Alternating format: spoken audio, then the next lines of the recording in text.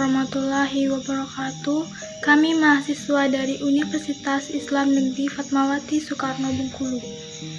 Video ini kami buat untuk menyelesaikan tugas UAS mata kuliah Manajemen Bisnis dengan dosen pengampu Ibu Debbie Arisandi MBA. Kami dari kelompok 5 yang terdiri dari 5 anggota yang masing-masing bekerja sama untuk memenuhi tugas ini. Baiklah, sebelumnya saya Dwi Oktarini Putri dengan NIM 2011130053 sebagai moderator. Kemudian rekan saya Putri Hartatuneri dengan NIM 2011130038 sebagai pemateri 1. Setelah itu rekan saya Nana Aprina dengan NIM 2011130043 sebagai pemateri 2. Selanjutnya Nelly Prasetya dengan NIM 2011130040 sebagai pemateri 3, dan yang terakhir Poppy Nopiko Saputra dengan NIM 2011130054 sebagai pemateri 4. Assalamualaikum warahmatullahi wabarakatuh. Perkenalkan, nama saya Putri Hartatuneri. Saya sebagai penyaji 1. A. Pemasaran dan perilaku konsumen. Pemasaran. Definisi pemasaran yang dianggap paling luas dikemukakan oleh Stanton dalam Swasta 2009-10.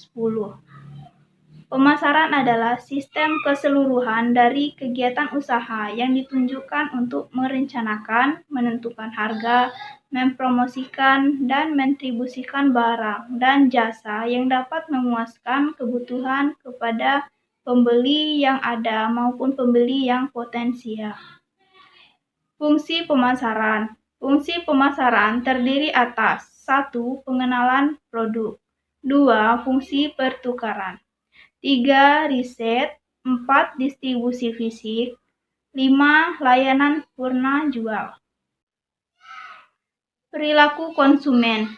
Perilaku konsumen adalah proses dan aktivitas ketika seorang berhubungan dengan pencarian, pemilihan, pembelian, penggunaan, serta pengevaluasian produk dan jasa demi memenuhi kebutuhan dan keinginan. Faktor yang memengaruhi perilaku konsumen. 1. Faktor pribadi, 2. Faktor psikologis, 3. Faktor sosial.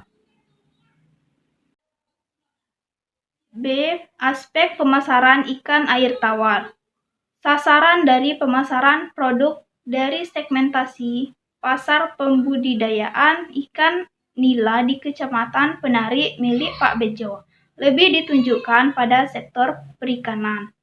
Pemasaran pertama kali dalam menjual ikan air tawar dimulai dengan menawarkan langsung dengan pedagang-pedagang ikan, pemborong, dan lainnya. Lalu pemilik juga menggunakan media sosial untuk menawarkan produknya seperti Facebook, WhatsApp, dan lain-lain. Volume frekuensi pemanen biasanya dilakukan per 6 bulan sekali dan hasil yang didapat 500 kg ikan.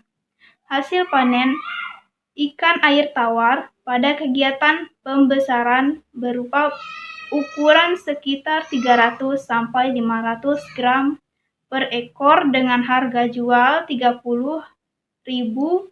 per kilo. Jika mengecer sendiri 24.000 per kilo jika dijual ke pemborong. Assalamualaikum warahmatullahi wabarakatuh. Saya Nana Aprina. Baiklah, di sini saya akan melanjutkan materi yang ketiga, yaitu analisis budidaya ikan air tawar. Ikan air tawar adalah ikan yang menghabiskan sebagian atau seluruh hidupnya di air tawar, seperti sungai dan danau. Dari hasil penelitian, kami mendapatkan informasi mengenai ikan air tawar milik Pak Bejo, yang terdiri dari ikan nila, ikan mas, dan ikan gurame. Secara umum, modal awal yang digunakan oleh Pak Bejo dalam memulai usaha ikan air tawar ini ialah 25 juta. Biaya tersebut dikeluarkan untuk upah tenaga kerja, biaya pembelian bibit ikan, biaya pakan, dan lainnya. Luas kolam yang dimiliki Pak Bejo sekitar 1/4 hektar.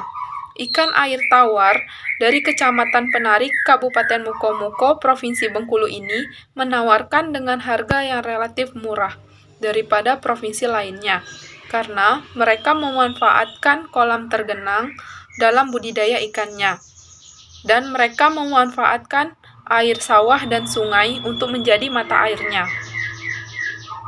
Saluran pemasaran. Dalam saluran pemasaran ikan air tawar milik Pak Bejo di Desa Margamulya, Kecamatan Penarik, Kabupaten Mukomuko, terdapat 4 pola pemasaran, seperti pedagang pengepul, pedagang besar, dan pedagang pengecer. Materi selanjutnya yaitu sistem promosi usaha budidaya ikan air tawar. Dalam hal ini, Pak Bejo memilih sistem promosi jenis media sosial, mencakup media internet dan sosial media ataupun jejaring sosial.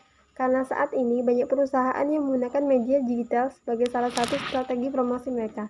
Karena memang media sosial saat ini merupakan cara yang paling ampuh dan efektif untuk menjangkau konsumen mereka setiap harinya.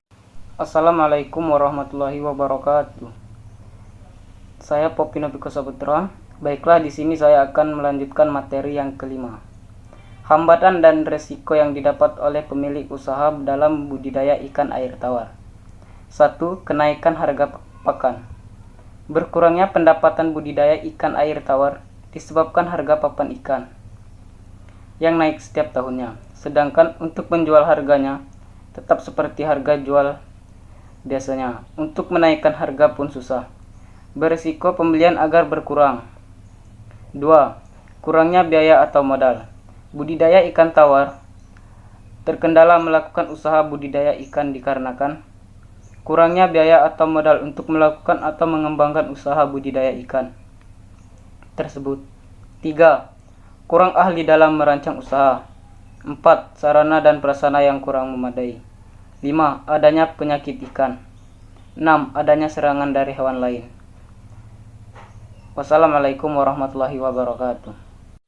Oke, mungkin cukup sekian video presentasi dari kelompok kami. Saya akhiri. Wassalamualaikum warahmatullahi wabarakatuh.